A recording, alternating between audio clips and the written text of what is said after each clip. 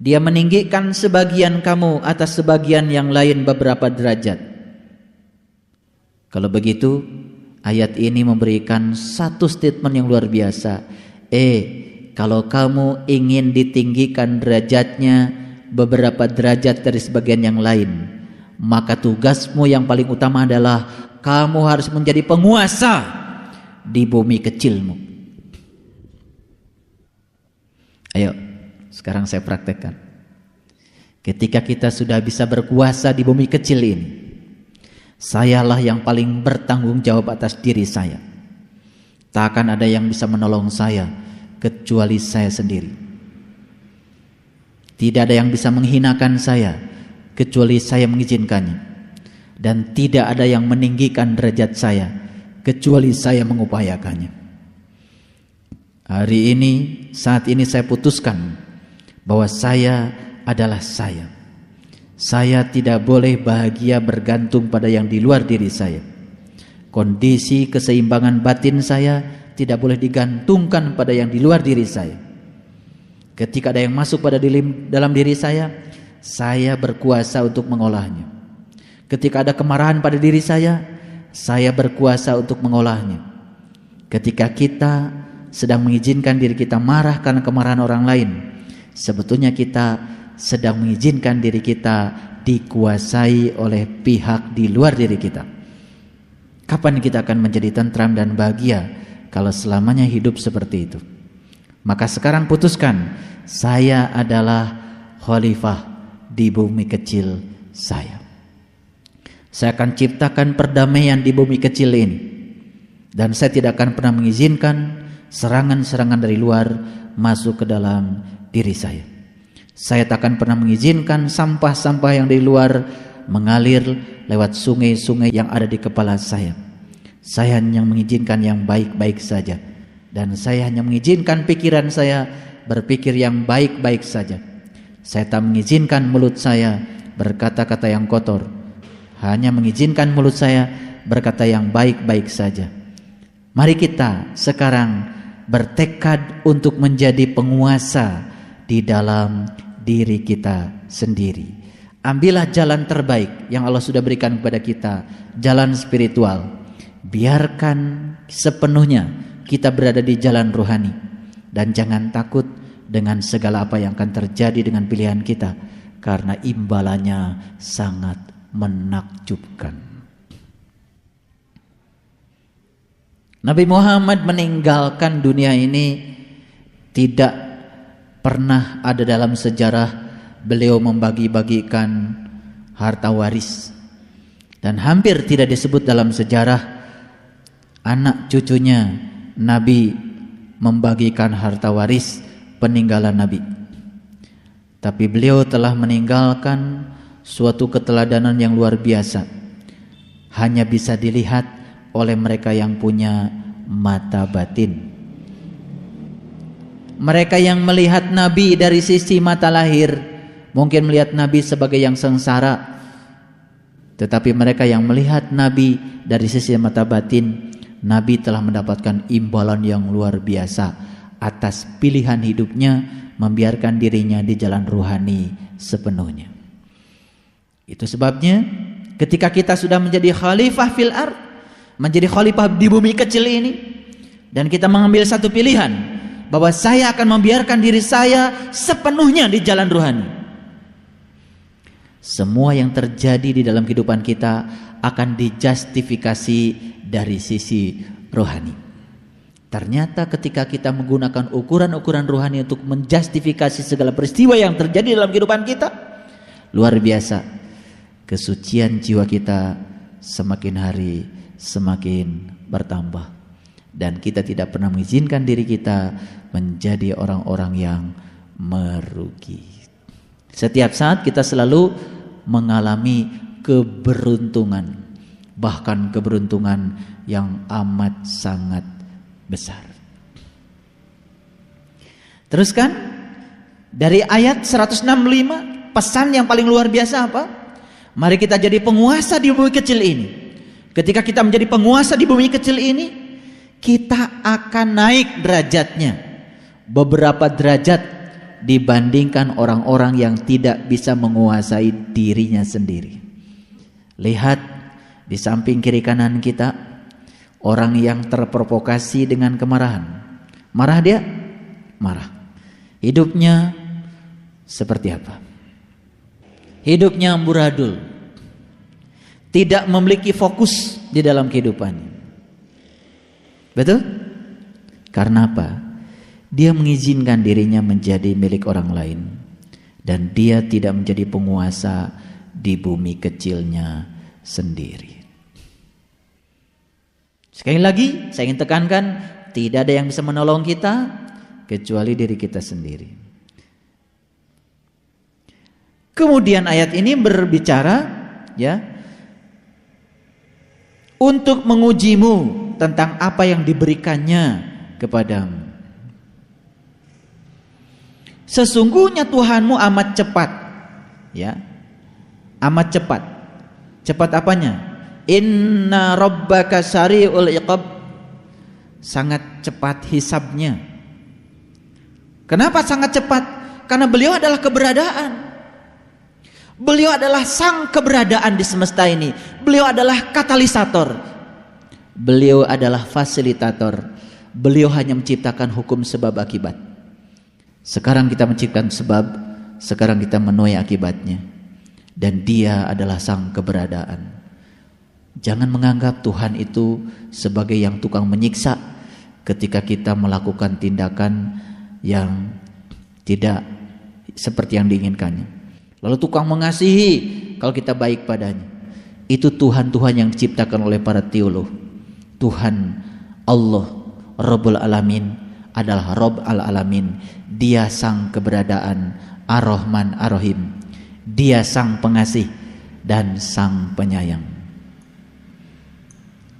Jadi sebetulnya Tuhan itu adalah sebagai katalisator saja. Kun fayakunnya Tuhan bergantung pada kita.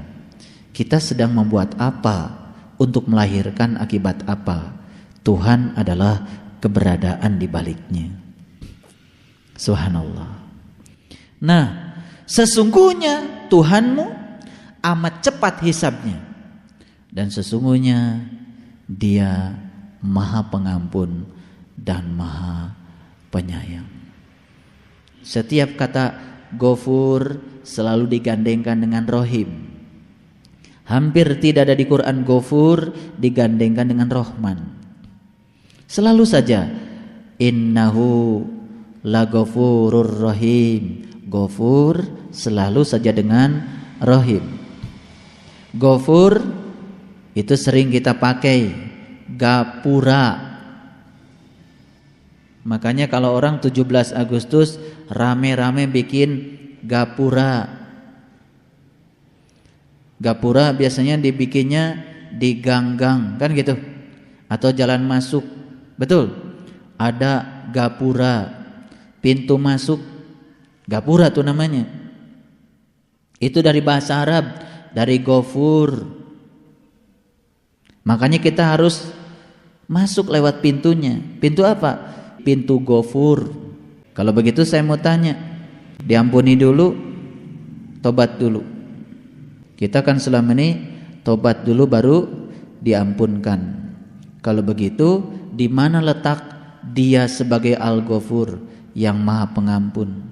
Kalau setiap mau ngampuni, selalu saja kita memulainya dari diri kita.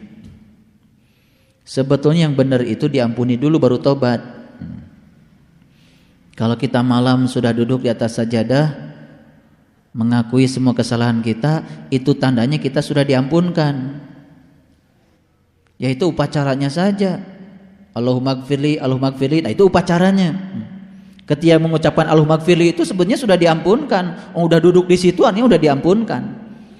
Jadi sebetulnya bukan diampuni dulu, bukan tobat dulu baru diampuni. Diampuni dulu baru tobat. Tobat itu apa artinya? Tobat itu artinya kembali. Ciri orang yang sudah diampunkan oleh Allah, kembali dia. Makanya ya, diampunkan dulu baru tobat. Setelah diampunkan oleh Allah, dia kembali. Jadi kalau begitu, kapan kembalinya kita yang paling sejati saat kita sedang bertawajuh. Saat kita sedang bertawajuh kepada Allah Subhanahu wa taala, saat kita berhadap-hadapan dengan wajahnya, sambil kita mengatakan ini wajhatu wajhiya lilladzi fataras samawati wal, itu sedang taubat itu.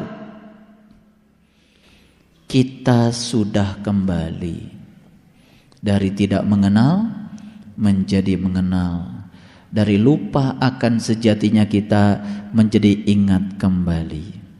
Makanya lihat, ini wajah tuh adanya di ayat yang ke-79. Betul?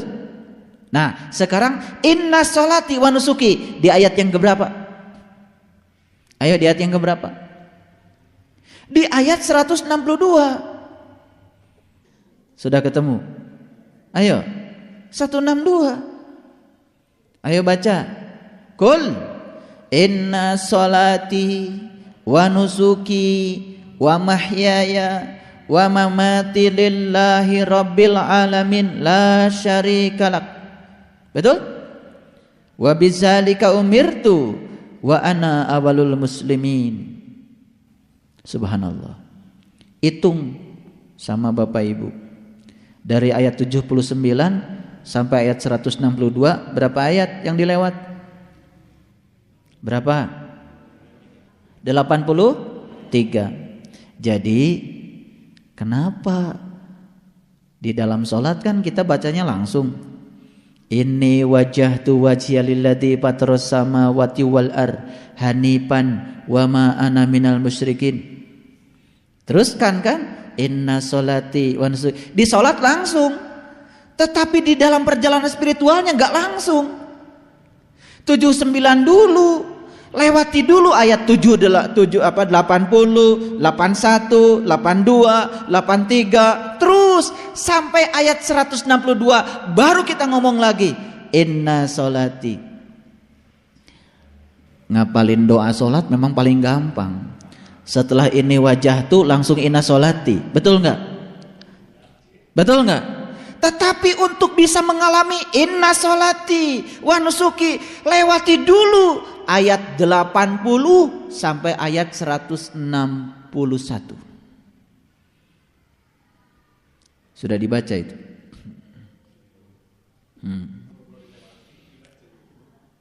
Subhanallah. Luar biasa. Nah, sekarang saya kasih PR nanti sebetulnya sudah dibahas sama saya. Nanti baca ayat 80 sampai ayat 161. Pantas ketika saya mengucapkan inna sholati wa nusuki kosong, kering, nggak ada spiritualnya. Karena kita nggak ngalamin ayat-ayat yang di rentang itu. Enak aja. Kalau Allah mau dari dulu langsung saja setelah ayat 79 ini wajah tuh langsung inna sholati, ayat 162-nya dijadikan ayat 80. Enggak. Untuk sampai pada inna sholati, sesungguhnya sholatku,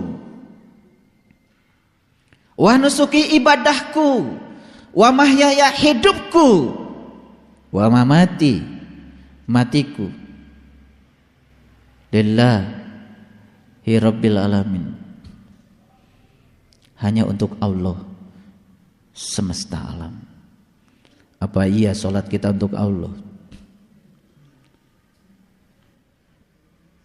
Apa iya duha kita untuk Allah? Apa iya tahajud kita untuk Allah? Subhanallah. Kita tidak sadar kalau sholat kita pun masih terkadang untuk keinginan kita. Wa nusuki ibadahku. Apa betul ibadah kita untuk Allah? Apa iya haji kita untuk Allah?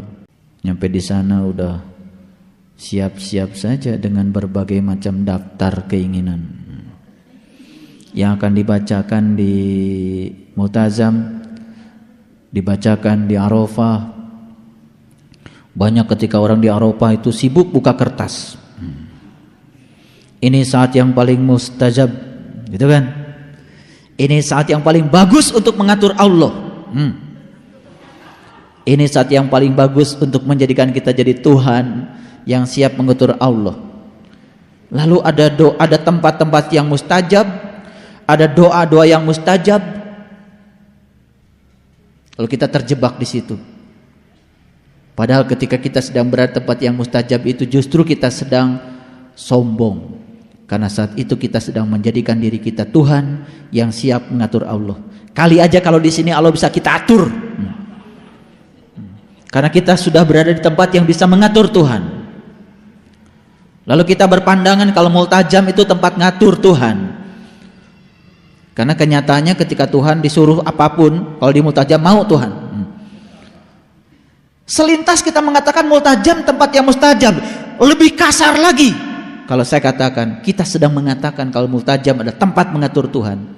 Dan ketika di situ kita tidak sedang menjadi muslim. Kenapa? Di sini dikatakan wa bizalika umirtu, apapun yang kau perintahkan kepadaku aku akan rela mengikutinya. Wa ana minal muslimin, karena kini aku sebagai orang yang berserah diri. Iya gitu. Jadi dari ayat 79 sampai ayat 162 itu ada satu fase yang harus kita lewati. Silahkan baca. Di situ banyak sekali pasang surut kehidupan yang akan menempa perjalanan spiritual kita. Enggak otomatis setelah kita mengatakan ini wajah tuh langsung inna sholati. Tidak. Jadi menyempurnakan ruhaniyahnya sholat itu memang tidak semudah membalikkan telapak tangan. Mereka yang diajarin gini saja sama saya belum tentu lulus, apalagi yang gak belajar sama sekali. Ayo jujur saja, baca ini wajah tuh dari Quran atau dari buku bacaan? Baca inna sholati dari Quran atau dari buku bacaan? Dari buku. Dan kita selama ini taunya ini wajah tuh sudah gandeng dengan inna sholati. Betul nggak? Tidak. Di Quran dipisah. Karena sebelum kita sampai pada inna sholati wa nusuki wa mahyaya wa mamati lillahi rabbil la syarikalah, sampai kita terbebas betul dari dosa syirik, tidak memiliki kekhawatiran lagi kecuali khawatir Allah tidak bersama dengan kita. Itu ada fase yang harus dilewatinya. Kalau saya bahas ayat 80 sampai ayat 161 gak cukup 10 CD.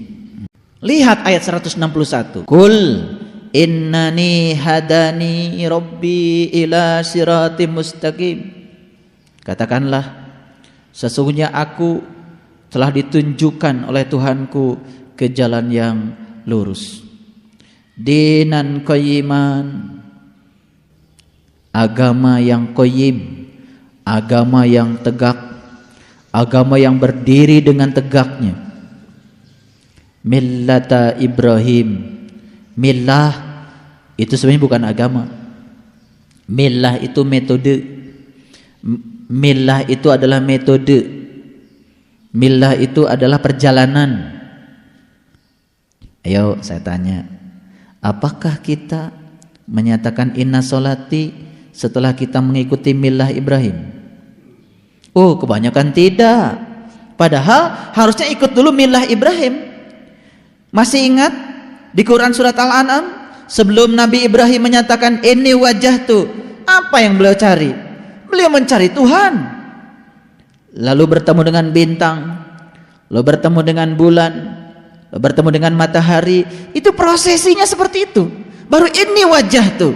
Setelah itu kemudian beliau mengalami proses yang panjang lagi sampai pada dinan qayyiman, betul-betul sampai pada din yang qayyim. Din itu sebetulnya adalah alam cahaya, qayyim yang selalu tegak berdiri di hadapan kita saat dimana kita bertawajuh kepadanya. Hanifan, yang hanif,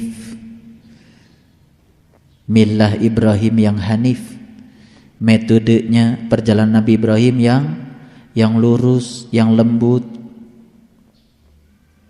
Wa ma kana minal musyrikin, dan bukanlah aku termasuk orang-orang yang musyrik. Ayo, setelah kita nggak musyrik lagi, baru kata Allah, boleh kamu mengatakan kul. Lihat, ada kulnya di situ? Ada. Inna solati. Jadi inna solati wa nusuki wa mahyaya wa lillahi rabbil alamin. Untuk siapa? Untuk siapa? Itu hanya diperuntukkan untuk orang-orang yang sudah tidak musyrik lagi. Lihat, lihat. Pakai kecerdasan melihatnya. Jadi ketika orang itu sudah diizinkan mengatakan kul innani hadani rabbi, sesungguhnya aku telah ditunjukkan kepada jalan Tuhanku, ila sirati mustaqim, yaitu jalan siratal mustaqim, dinan qayyiman. Begitu ditunjukkan pada jalan siratal mustaqim sampai pada dinan qayyiman, begitu rambutnya sudah dibelah 7, sampailah pada dinan qayyiman. Itulah yang disebut dengan maliki yaumiddin. Itulah maliki yaumiddin. Makanya setelah kita menyaksikan maliki yaumiddin, berikutnya apa? Iyyaka, hanya kepadamu na'budu, aku menyembah. Wa iyyaka, hanya kepadamu nasta'in, aku minta tolong. Apa iya kita hanya minta tolong pada Dia saja? Kenyataan kita masih minta tolong pada yang lain. Berarti kita masih harus menyempurnakan lagi ucapan kita supaya selaras dengan tindakan kita.